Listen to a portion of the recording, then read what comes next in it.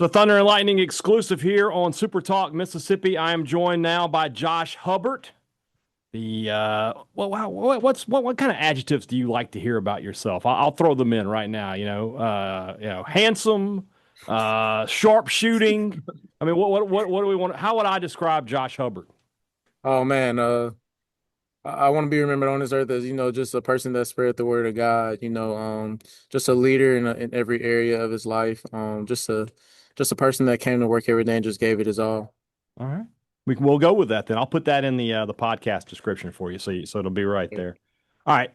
If I were going to make an NBA comp about you, if I said, Josh, when I watch you play, it reminds me of this player. What's the player you want to hear at the end of that? Oh man, it's a lot of great players, man.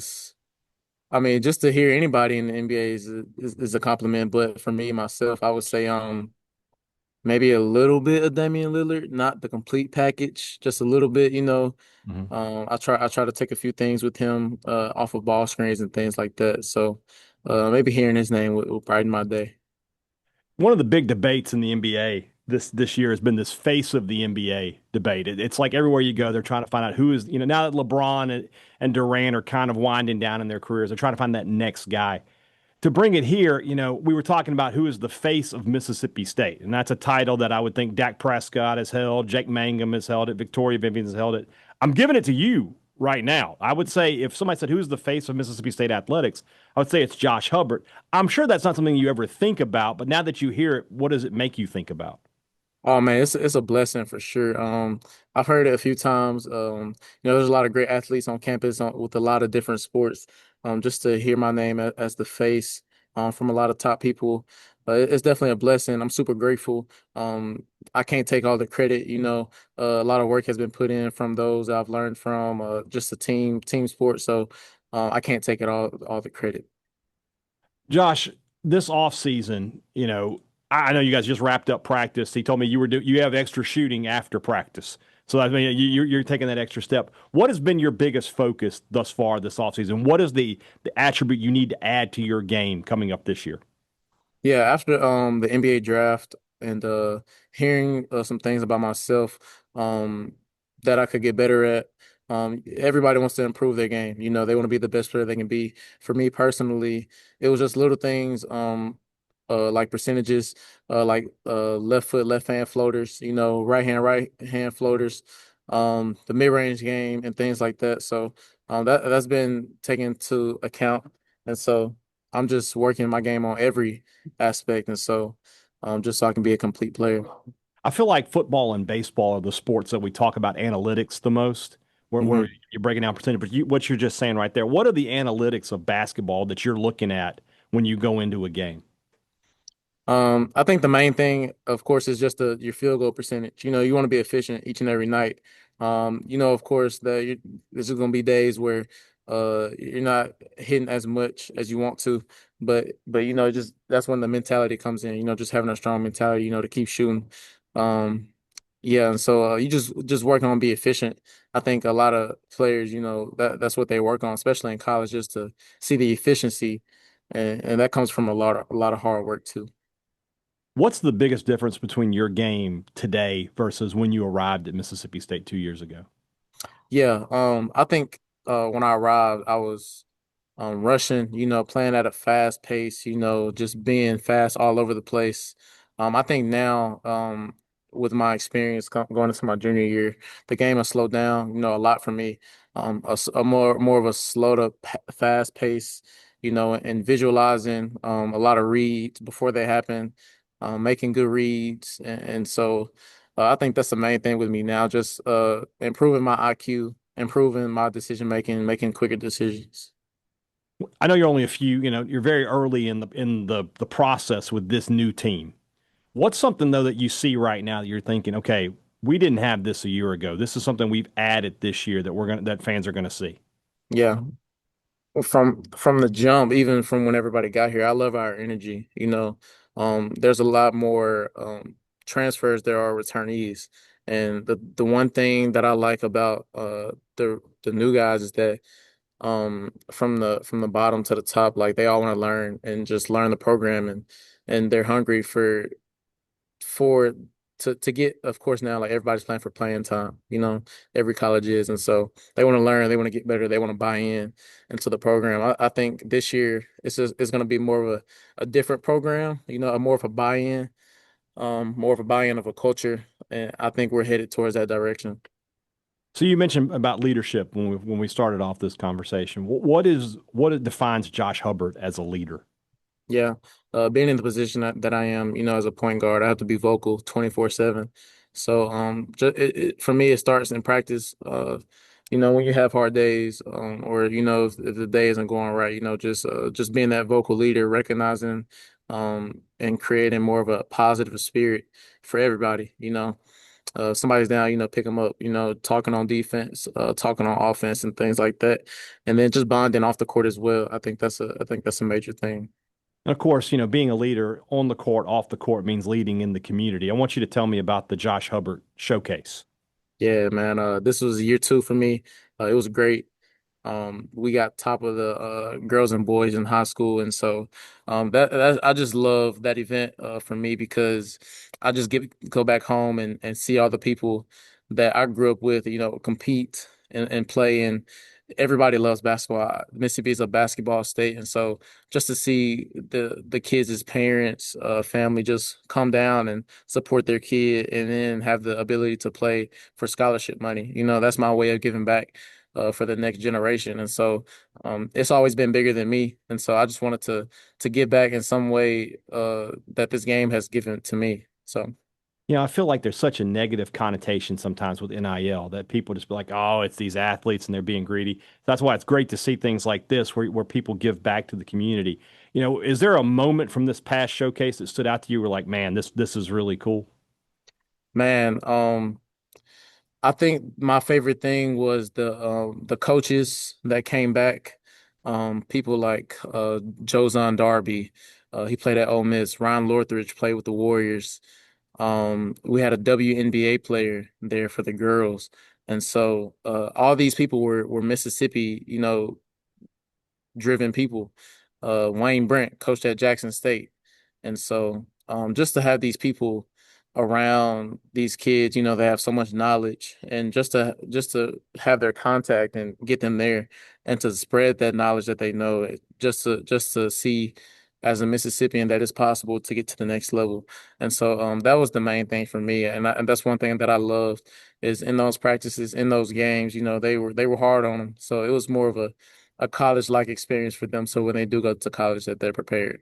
I may or may not have said some unkind words to Jozon Darby during his time at Ole Miss. I won't confirm or deny any of that. Yeah. So I may have also said some things to Keith Carter in his Yeah. time at Ole Miss as well. But we'll talk about that another time. Uh, I'm one of the guys that I'm excited about. One of your new teammates is Jade Epps. I'm looking Yeah. forward to seeing what you and he can do in the backcourt. What is that going to look like for you? Man, it's exciting. For me, I'm excited because I love seeing just on his visit. It was just fun to meet him because we're kind of similar and alike. We both got that spark, that energy on both sides of the ball, and so I love that he's here. He definitely brings pressure off me. I bring pressure off him. I feel like Jabori's that same way from UAB, and so just the combo guards that we have, we can all bring the ball up the court and we all can play off the ball. I think that's one of our best advantages on other teams. And so once we get things figured out, I feel like we have the potential to be very scary. How many lobs do you plan to throw to Quincy Ballard this year? Oh man, I told Coach Brooks the other day on the phone, I threw like six lobs in him in one practice. It was insane. Do you get them all? He got them That's what I'm talking about. There we go. all of Um, I had Blake Shapen on the podcast about a month ago, and them. I asked him a question. It was basically like this. You think about high school, right? When you're a freshman and you play with those guys for 4 years and you build up chemistry because those are your guys and you've known them all this time. Now you talked about it earlier. There's so many new faces for you around you. In this NIL transfer portal era, how do you build chemistry that you have to have if you want to be successful? Yeah. You know, I was talking about the buy-in, and as of right now, we're doing very great with that. The sacrifices everybody's gonna have to make, that's gonna make or break a team, depending on the team's decision with that. And so, as of right now, we're headed in a good direction as if our ego is not high. We don't care. We all just want to win.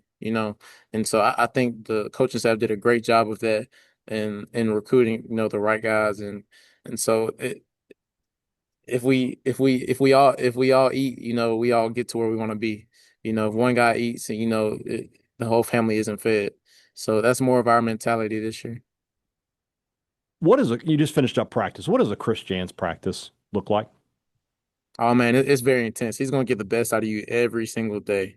Whether it's we just had a game and you come in the next day and it's like a 30-minute walkthrough, Mhm. or it's one of those days where it's a as of right now, in the summer you only practice for like an hour, but when you're in season, the days get long, and so he brings it every single day. That's one of his attributes that I love about him. He treats everybody the same, and that he's gonna get the best out of you every single day, and no matter what day or what he's going through. He's gonna bring it. We mentioned Chapin again. Coach Lebby has a lot of what I call Lebbyisms, right? Just stuff he says all the time in press conferences. I've Hmm. talked to Coach Jans a hundred times, and he doesn't have like a reoccurring bit. What is a Yeah, Jansism? What's something he says a lot that maybe I don't know about? defense. I could have guessed that one, Josh. Yeah. I Nah, could have nah. guessed that one. Yeah, he has a lot of sayings. They're more basketball schemes, but thinking on it, I can't really think of one either, I don't think he outside of has one. basketball. But yeah, he's I tell people all the time, like in interviews or in practice or in the game, he's a tough guy, and a tough coach, but you talk to him, he's really a good guy. I just want those people to know that, he got a funny side to him, a little teddy bear. So I'm looking forward to seeing that side from him. I yeah. haven't seen it yet as for some of those games. So I'm sure you don't know this about yourself, but you have a rep of a ball is life kind of guy. Hmm. What is the schedule for ball is life? What is it? What does a day in Josh Hubbard's life look like? Yeah, as of right now in the summer, we lift pretty early. On Tuesdays and Thursdays, we're doing some type of running, whether that's the mile or we call it tempo running. Early in the morning, then we do a little bit of recovery before practice at about 10 a.m. And then, Coach Jansen's on you, practice is hard, you're gonna get after it. Then I go home, I got a dog, so I'll take care of him. Hmm. And I might get a little nap in with him. And then, I usually come back, get some shots up, just to get my touch back and, just staying comfortable and all that type of things. And I'm doing a bunch of recovery and getting ready for the next day. We got to know more about the dog. What's the dog's name? What kind of dog is it? His name is Draco, and he's a Doberman. Is that a Harry Potter reference? Nah, nah, It's nah. not okay. Okay. Yeah. If that had happened, my wife, you would have been her new favorite athlete. Yeah. Oh You man. say it's a Doberman. Yes, sir. Is it a big one? He 4 months right now. He getting Oh, there. okay. He It's still getting a there. puppy. Yeah. Okay. Okay. What are you doing for fun though? What do you do? When we want to get away from ball? What does Yeah. Josh Hubbard like to do? Where's he I'm hanging a out? I'm a big video game guy. Oh, that's going to Love play in my next love question. Go ahead. Warzone, Call of Duty. Uh-huh. Love that 2K, Fortnite. I'm versatile. I love watching movies. I love going to the movie theater.